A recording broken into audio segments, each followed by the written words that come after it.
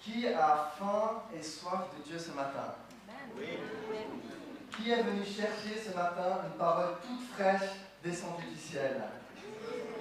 Amen. J'ai quelque chose de tout frais en moi qui bouillonne depuis quelques semaines. Le Saint-Esprit m'interpelle sur ma foi. Pourtant, j'ai la foi, j'aime Jésus, je crois en miracle, je crois qu'il peut tout. Mais alors pourquoi est-ce que le Saint-Esprit désire m'interpeller sur la foi? Et c'est comme si le Saint-Esprit me disait, Nathan, fais-moi un peu plus confiance au milieu de tes certitudes. Fais-moi un peu plus de place, là au milieu, de place où je peux parler, où je peux agir différemment. Et je crois qu'il y a la foi avec un grand F, c'est cette confiance absolue dans qui Dieu est, dans tout ce que Dieu fait. C'est cette ferme assurance que Dieu est avec nous. Mais je pense qu'il y a aussi une autre foi, une foi qui est plus liée aux circonstances, une foi qui se manifeste lorsque les choses semblent bloquées ou impossibles, une foi qui est plus engageante, plus osée. Est-ce que la diapo... Très bien, merci. Et le thème que je me rapporter ce matin, c'est Jésus qui le dit, il dit « Va, ta foi t'a sauvé ». Parce que, je vais mettre la prochaine, la foi, c'est le pasteur Bill Johnson qui a dit « La foi vient changer le script de notre vie.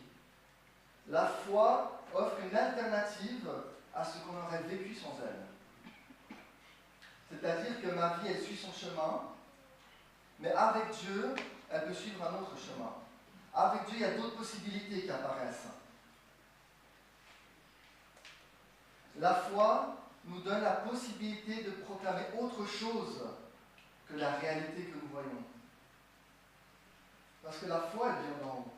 Et je pense que des fois, on accepte des circonstances dans notre vie avec beaucoup de persévérance, mais dans lesquelles Dieu lui-même n'est pas d'accord avec ça. Des circonstances que dit bravo pour ta persévérance là-dedans, mais moi, mon plan, il est là pour toi. Moi, j'ai autre chose pour toi. Là, tu es en train de subir une circonstance, mais moi, j'ai un autre plan pour ta vie. Et je pense que ça demande une foi engageante pour dire oui, Seigneur, moi, je veux aller dans la direction où tu m'envoies. Et ce matin, j'aimerais développer cette phrase que Jésus a dit, qui est toute simple, mais qui est très surprenante, moi, je trouve. Quand il dit « Va, ta foi t'a sauvé », je m'attendrais plutôt à lire « Va, ma grâce t'a sauvé » ou « Va, ma puissance t'a sauvé ». Mais Jésus va dire « Va, ta foi t'a sauvé ». C'est étrange quand même. Est-ce que vous savez à combien de fois Jésus dit ça dans l'Évangile? Si on prend les 4 évangiles. Est-ce que vous avez des exemples déjà? Des exemples où Jésus dit ça? Le paralytique? Non, Jésus ne dit pas ça paralytique. Le centurion. La femme qui perd le sang. Le centurion, il a dit que cela soit fait selon ta foi, mais c'est pas ta foi t'a sauvé. L'aveugle. L'aveugle, Bartimée, exactement, on en a 2 sur 4. Encore 2. C'est pas le roman qui dit je n'ai trouvé nulle part. Non, alors le romain, il va dire ta foi est grande. Mais... La fille qui est victime d'une maladie, peut-être? D'une maladie. Oui, et alors exactement. Il y a on a la femme aux pertes de sang, la femme pécheresse qui se jette aux pieds de Jésus et qui oint les pieds de Jésus. Le Samaritain lépreux, vous savez l'histoire, il y a les 10 lépreux qui sont guéris, et il n'y en a qu'un seul qui revient vers Jésus, et Jésus va lui dire « Lève-toi, va, ta foi t'a sauvé ». Mais je pense qu'on a dit les 4. Les 4, et ils apparaissent 7 fois dans l'Évangile. 4 fois dans l'Évangile de Luc, et ensuite d'autres occurrences dans les autres évangiles. Le premier point qu'on voit avec toutes ces personnes à laquelle Jésus a dit ça, c'est qu'elles avaient leur lot de souffrance. C'était des gens qui étaient rejetés par tous, avec des maladies incurables. Et à un moment donné, ils se sont dit, en fait, le monde, il n'a plus rien à m'offrir. Je ne peux plus rien chercher, j'ai tout épuisé déjà. Mais si j'arrive à atteindre Jésus, je serai guéri. Si j'arrive à atteindre Jésus, mon problème sera résolu. Leur foi n'a pas été de se dire, la vie est dure, ma foi c'est comme ça, je dois l'accepter. Ils ont voulu aller plus loin que ça. Et c'est pour ça que le premier titre de mon message, c'est l'audace de la foi. Ces personnes ont été audacieuses. Selon la définition de l'Académie française, l'audace est le mouvement de l'âme qui porte à des actions extraordinaires au mépris des obstacles et des dangers. C'est fort comme définition. Vous savez la différence entre l'audace et le courage? C'est un peu des synonymes. Mais le courage, c'est lorsqu'on va affronter une situation qui est là, dont on n'a pas le choix. Alors que l'audace, c'est qu'on provoque une situation, on a le choix d'entrer dans quelque chose qui demande du courage. La femme aux pertes de sang, elle se savait impure par la loi. Il était strictement interdit pour elle de sortir de chez elle et de toucher les gens. Mais sa situation était tellement désespérée, il y avait ce mouvement de foi dans son âme et elle s'est dit, mais si seulement je touchais le manteau de ce rabbin galiléen, je serais guéri. Mais quelle audace! Quelqu'un va dire à cette femme qu'elle n'avait pas le droit de sortir, que c'était contraire à la loi.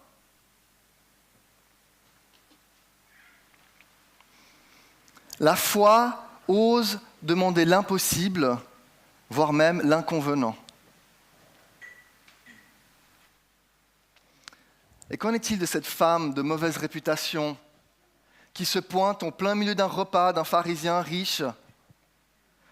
Jésus est à table avec les invités, avec Simon le pharisien, et soudain il y a une femme qui rentre sans crier garde, elle se met aux pieds de Jésus, elle pleure, elle mouille les pieds de Jésus avec ses pleurs, c'est bizarre, non? C'est même gênant. Mais elle ne s'arrête pas là. Elle va essuyer les pieds de Jésus avec ses propres cheveux. Mais quelle audace, mais quelle impudence! Je cite, le pharisien choqué pense en lui-même, si cet homme était prophète, donc Jésus, il connaîtrait qui et de quelle espèce est cette femme qui la touche. Vous voyez comment il réagit, le pharisien? Il trouve ça scandaleux qu'on puisse faire ça à un maître rabbin. Mais la foi, elle ose dépasser tous les obstacles. Et Dieu honore ce genre de foi. Dieu honore. Quand Jésus voit ça, il y a son cœur qui bondit à l'intérieur de lui. Il est ému de compassion. Parce que ces gens, il ne leur reste plus rien qu'un acte désespéré vers le Sauveur. Et donc, Dieu me pose ma question à moi. Nathan, elle est où ta foi ce matin? Elle pose la question à nous tous. Elle est où cette foi qui prend des risques, qui est audacieuse? Et je pense que le Saint-Esprit aimerait faire ces choses extraordinaires. Qu'on fasse ces choses extraordinaires malgré le regard des autres. Soyons une église qui célèbre l'audace. Voilà, bravo, you can do it. Et si on célébrait un peu plus l'audace au milieu de nous? Et si quelqu'un venait ici, maintenant, d'entre nous, venait se jeter ici, non pas au pied de l'église, mais au pied du Sauveur, en pleurs, comment est-ce qu'on réagirait? On dirait, mais c'est malaisant. La prière, c'est pas maintenant, là c'est la prédication, la prière c'est dans le bureau pastoral après. Hein? Ou est-ce qu'on dirait, waouh, bravo, mais je prie pour toi, mais il n'y a pas de plus beau geste que de se mettre aux pieds de Jésus. On prie pour toi, on célèbre ton audace. Soyons une église qui ouvre le chemin vers le Christ et pas l'inverse. Vous savez, en vacances, on a visité plein d'églises des églises historiques. Et c'est vrai que quand on rentre dedans, c'est tellement austère. Il y a le saint des saints, le parvis qui est élevé un peu à cette hauteur. En fait, c'est un peu pareil. Non, quand même, ça change un peu. On a l'impression que le Christ, il est inaccessible et qu'il est là au fond. Et nous, on veut être une église qui a cette culture de faciliter l'accès à Jésus. Amen.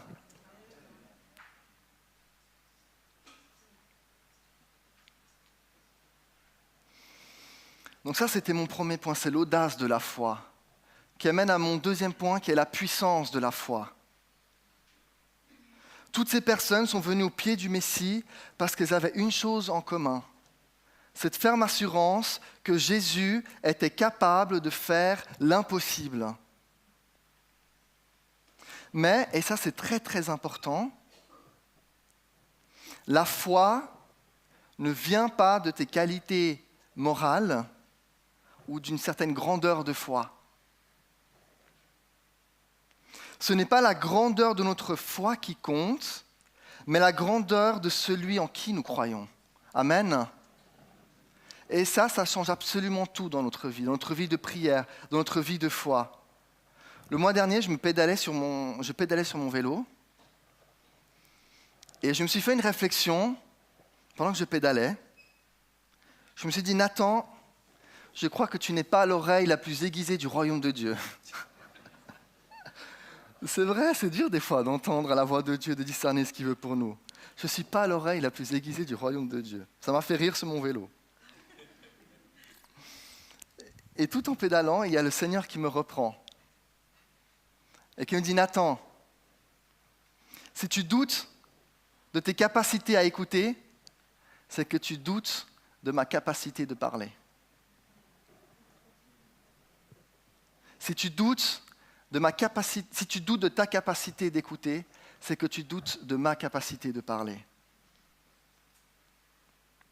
En d'autres mots, la foi n'est pas basée sur mes aptitudes, sur combien je suis bien, combien j'ai une belle oreille, mais sur les capacités illimitées de Dieu. Et elle est là, la foi. Elle n'est pas centrée sur moi, mais sur Dieu. Et des fois, moi, dans mes prières, je ne sais pas si ça vous arrive, mais j'aide un peu Dieu. Je conseille Dieu. J'explique tout le problème pour que Dieu puisse bien comprendre et qu'il puisse bien comprendre quelle est la solution. Bon, ça va, ça rigole un peu, donc c'est que ça vous arrive aussi. Et au bout d'un moment, je me dis, non, mais le Seigneur, il sait tout ça. Et lorsqu'on lit tous ces passages-là, on voit que dans la plupart, ces gens n'ont dit aucun mot à Jésus. C'est l'acte de la foi qui les a sauvés. La femme aux pertes de sang, elle ne dit aucun mot. Elle touche le manteau de Jésus, c'est écrit, à l'instant, elle fut guérie. La femme pécheresse, elle ne dit pas un mot. Elle pleure simplement aux pieds de Jésus. Et Jésus va lui dire, ma fille, tes péchés te sont pardonnés. Et je pense que des fois, nous proclamons beaucoup de choses par la foi, et c'est bien, il le faut.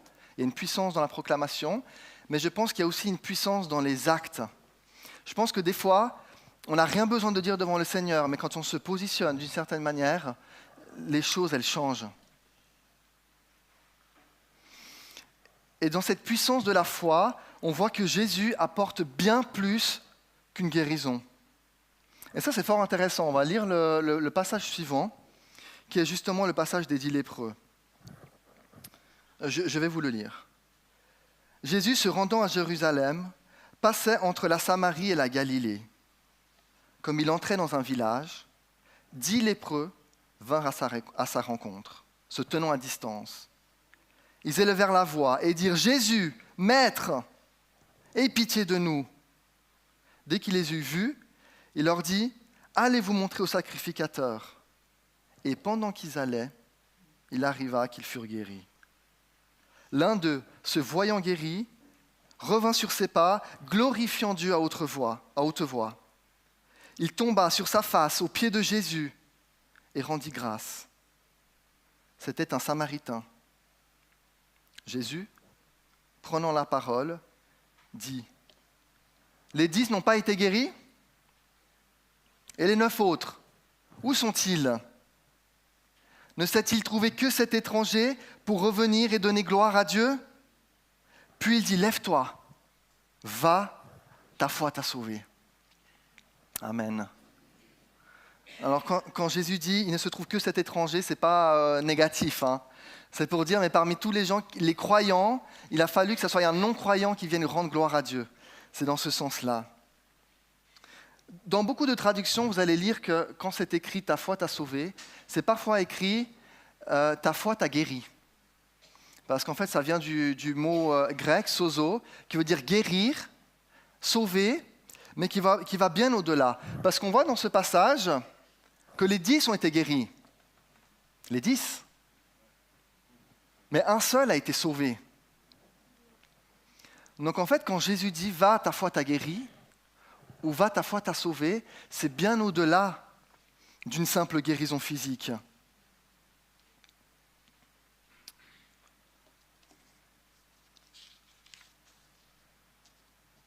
Il révèle une restauration qui est beaucoup plus profonde. Jésus a toujours plus à offrir que ce que nous lui demandons. Amen, c'est magnifique ça. On vient vers Jésus avec un besoin et Jésus, il donne toujours plus de ce que nous demandons. Les miracles visibles révèlent des réalités invisibles. Quand Jésus guérit une personne, il ne fait pas simplement de la guérir. On l'a vu plusieurs fois, il restaure l'identité. Il restaure la dignité de la personne. Il donne un nom. Il ne dit pas la femme pécheresse, il dit ma fille. Il donne même une vocation. Ce terme-là, sauver, sozo, va, ta foi t'a sauvé, il est identique dans tous les passages que j'ai cités en grec. Et le verbe, il est au passé composé en français, mais il est au parfait en grec. C'est-à-dire, le parfait est toujours utilisé pour une action qui s'est passée dans le passé, je fourche un peu sur mes mots, dans le passé, mais qui a encore une répercussion dans le présent. Donc en fait, ce que Jésus est en train de dire, il dit, moi j'ai vu ta foi, j'ai vu le moment où tu as pleuré, j'ai vu le moment où tu as fait l'acte de foi, et sache que le salut a commencé à ce moment-là. Et que maintenant, si le miracle est réalisé, c'est parce que ça a commencé à un moment donné par ta foi personnelle.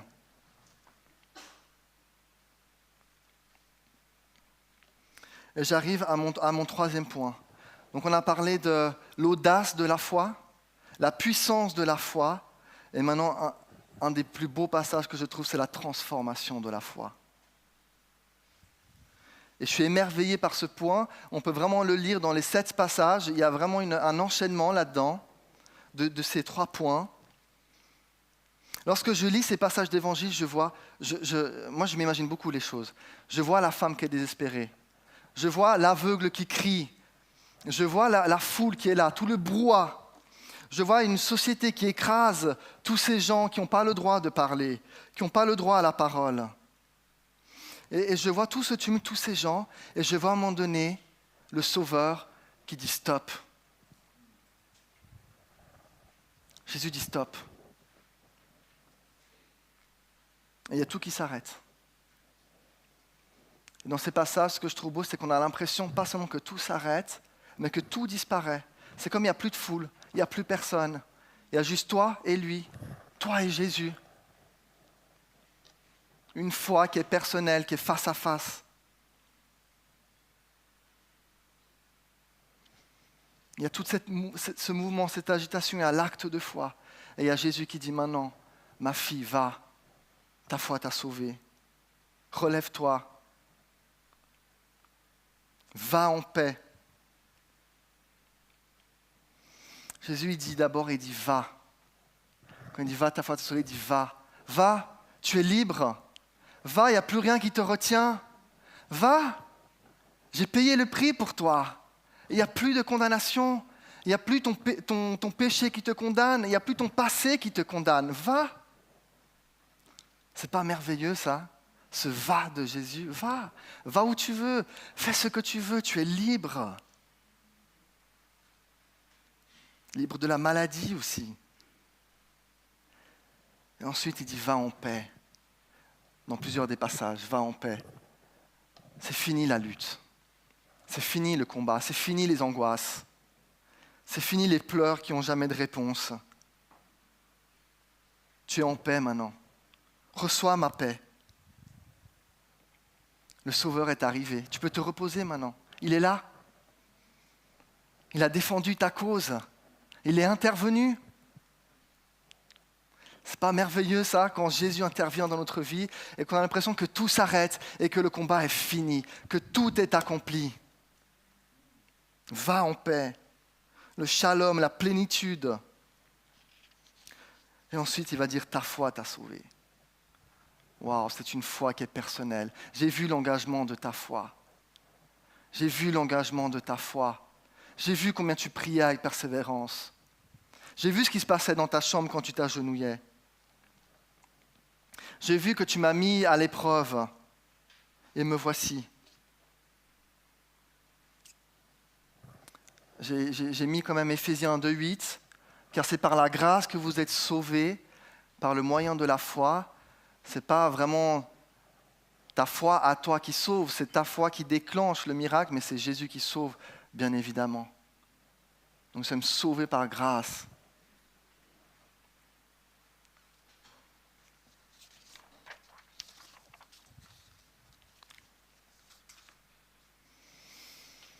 Et j'arrive gentiment à ma conclusion.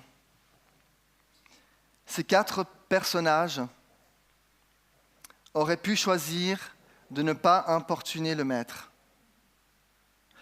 Ils auraient pu choisir de laisser Jésus passer devant eux, comme à Jéricho. Ils auraient pu dire il est assez occupé, ou il a assez de gens à parler ou à guérir. Ce n'est pas pour moi cette fois-ci. Mais ces gens-là, ils ont été audacieux. Même au-delà de ça, presque impertinents envers Jésus. Ils sont venus le déranger. Et je reviens à mon début, oui, on a plus ou moins tous la foi ici, on croit en Jésus, on croit que Jésus fait des miracles. Mais si Jésus nous appelait ce matin à aller un petit peu plus loin dans notre foi, si Jésus nous demandait de faire ce petit espace dans notre certitude, dans notre quotidien, parce que la foi, elle offre cette possibilité de changer notre histoire. La foi, elle nous donne cette alternative qu'on n'aurait pas vécue sans elle. Ces histoires qu'on a citées, elles ont un caractère unique. Bien sûr, ça doit être le miracle de leur vie. Et je pense qu'un des dangers, c'est de mettre la foi trop sur un piédestal et qu'elle est inatteignable. Mais je pense que la foi, l'audace de la foi se manifeste aussi dans toutes les micro-décisions que nous prenons dans notre quotidien. Et ça, je pense que c'est très important. Des fois, j'aime bien simplement observer, entendre ce que les gens disent, ce qui se passe. On apprend énormément en faisant ça. Et des fois, j'entends des choses qui sortent d'enfants de Dieu qui ne sont pas très bons, qui ne sont pas à l'espérance, qui ne sont pas à la foi, qui ne sont pas... ma vie, elle est devant Dieu, je prends la vie comme elle vient, mais je crois que Dieu peut changer ma situation. Et bien sûr, je le dis ça à moi aussi. Des fois, comme je l'ai dit avant, je me surprends à penser des choses et heureusement que le Saint-Esprit me reprend. Et je pense que nous devons laisser Dieu faire un autre chemin dans notre cœur aussi. Amen. Bon, j'espère que ce message il vous a encouragé et vous a fait dire « Non, mais je vais prier en fait. Je vais prier. » J'aime bien inviter les gens à se lever, si vous voulez vous lever en signe d'acte de foi, de déclaration de foi.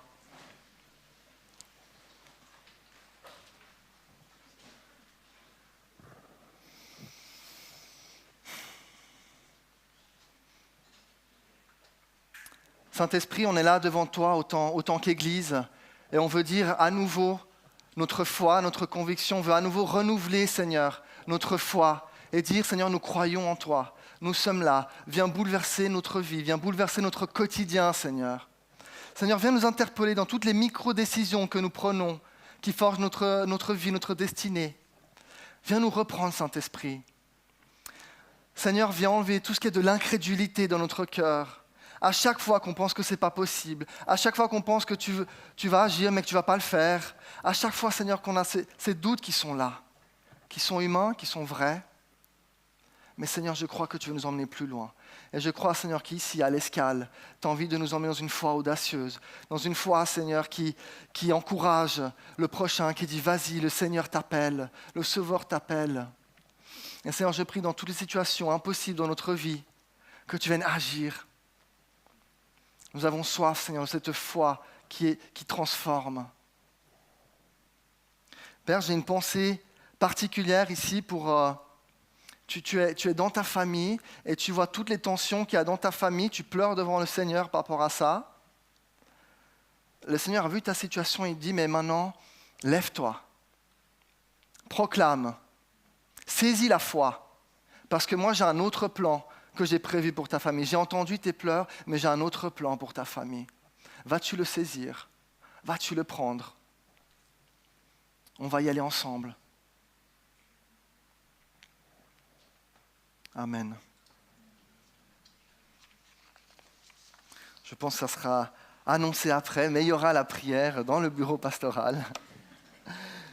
Et si vous avez une situation qui vous brûle le cœur et que vous avez besoin de la prière, saisissez ce moment-là. Voilà, je ne sais pas Thomas comment tu vas faire la suite, mais je te passe la parole.